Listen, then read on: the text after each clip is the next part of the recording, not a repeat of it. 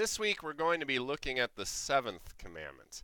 And in this command, God lays out exactly how He wants us to treat the gifts and possessions that He gives to us and the gifts and possessions that He gives to other people. The seventh commandment says, "You shall not steal." What does this mean? We should fear and love God so that we do not take our neighbor's money or possessions, or get them in any dishonest way, but help him to improve and protect his possessions and income. Now, you might be looking at this and thinking that this is pretty straightforward and simple. God says, don't take stuff that doesn't belong to you. He does say don't take stuff that doesn't belong to you, but if you really are looking at the explanation, you'll see that it goes much deeper than that. It starts by saying we should fear and love God so that we don't take our neighbor's stuff, and even go further and help our neighbors improve what they have. See, the emphasis is on how God is the one who gives us everything we have. We don't own anything because as our Creator, God is the one who gives us everything we have, not because we earn it or deserve it so that we can consider it our own, but God gives it to us or to other people as gifts. And He expects us to use them and respect them in certain ways. And we'll look at what we mean by that here as we work through specifically what God is saying in this commandment. So let's turn to that. What is God telling us to do in the seventh commandment? Well, first and most obviously, He wants us to respect our neighbor's possessions and their money. He wants us to acknowledge that what He has given to our neighbor, God has given to our neighbor. It isn't ours to take, it's been put in our neighbor's hands.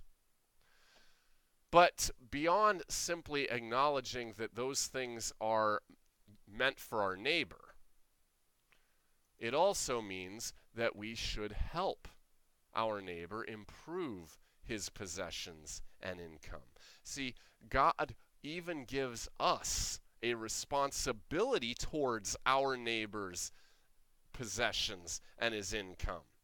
A responsibility to do whatever we're able to ensure that our neighbor has what he needs and the money he needs or she needs to take care of himself or herself, to be healthy, to have enough to be secure and safe, and enough to live responsibly under God and with the other people God's put in their lives.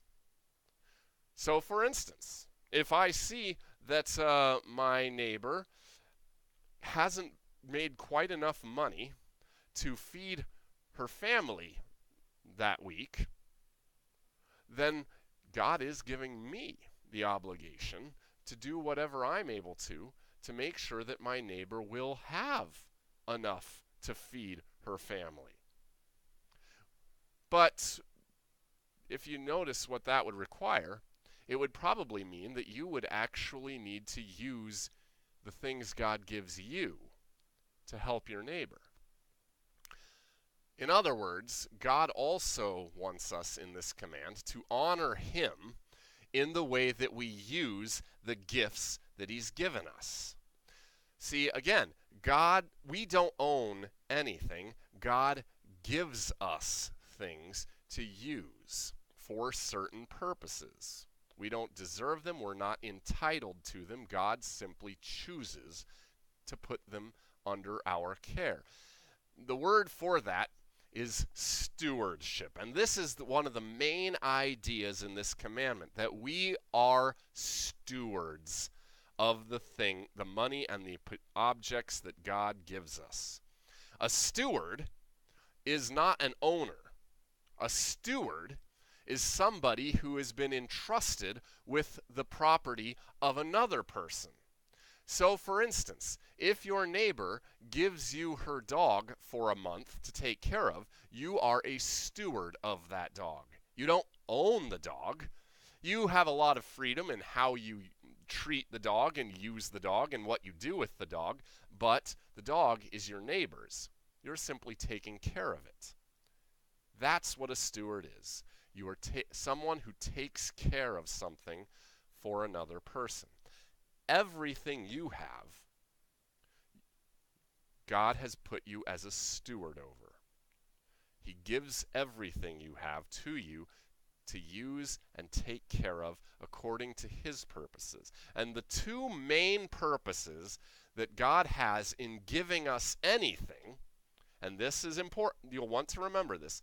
The first of these two is that God wants us to use the things we have to support and enrich our own lives. He wants us to enjoy the things that he gives us and to use those things to see to our own health, our own security, our own safety, our own well-being, and above all, our own lives so that we live responsibly under him. The other thing that God gives us possessions and money for, this is the second main purpose, is to take care of other people, to use what we have to support the life and the health and the safety, the security and well-being of other people, and to do what we're able to ensure they can live responsibly under God and in their obligations to other people. So, God gives me what I have, yes, to enjoy them and to make my own life more enjoyable, but also to make sure I can improve the possessions and income of my neighbor and support him in his life under God. Now, that's a pretty big responsibility, and it covers a lot of our life. But let's turn for a minute to see what God forbids in the seventh commandment. And quite obviously, if what God is commanding is that we be stewards of everything he's given us, if God is commanding us to respect the possessions of other people, to help them improve their possessions and their money, and to use our own responsibly as though everything we have belongs to him, then quite obviously God says it means exactly what the commandment says. Do not take what doesn't belong to you. Don't take your neighbor's money or anything he owns. Because, after all, God has given it to your neighbor for your neighbor to use and to take care of. God hasn't given it to you. That doesn't mean you can't buy from your neighbor or trade for it. It means you cannot look at anything your neighbor has as though it's yours unless your neighbor agrees to give it to you. But that comes right next to the other thing God forbids, getting things dishonestly. There are some times we can acquire things without stealing them that still isn't right.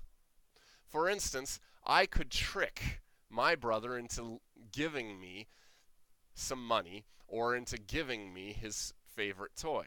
Maybe I might make up a story about how my mom told him that he has to share his money with me, when in fact she didn't say anything like that. That would be dishonestly getting him to give me his money, and that is basically the same thing as stealing. There's all kinds of different ways we can get things dishonestly, but we never should. And again, beyond simply forbidding us from taking things from other people or acquiring them in a bad way, God is also forbidding us from misusing the gifts that he's given us. What's an example of misusing the gifts God has given us?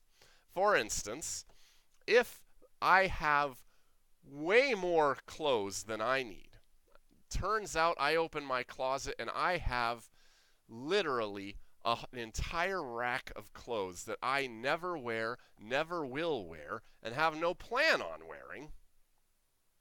What should I do with that stuff? Especially if I know somebody at school who's my size can barely afford any clothes, has only a couple of things to wear. If I were to throw that clothes in the trash so that nobody could use them, that would be misusing God's gifts, because I know somebody who can use the gift God has given me, and I have an opportunity and a responsibility to use the gift God gave me to help support the life of another person. So again, how we misuse the gifts God has given me is by either not using the things I have to enrich and support my own life, to live responsibly under Him, and that can include using things to live irresponsibly. For instance, using my computer to do things that I know God forbids is also misusing a gift God has given me. But it also means not using the gifts God has given me to help support the lives, the possessions, and the income of other people. In all that He commands and all that He forbids in this commandment, you can see God's primary concern is to take care of the people He has made. And He gives people all the things they have in life so that they have more than they need, so that they have what they need, and so that we can cooperate with Him in taking care of ourselves and other people. Our possessions are great gifts from God, and we should treat them as the gifts from God they are.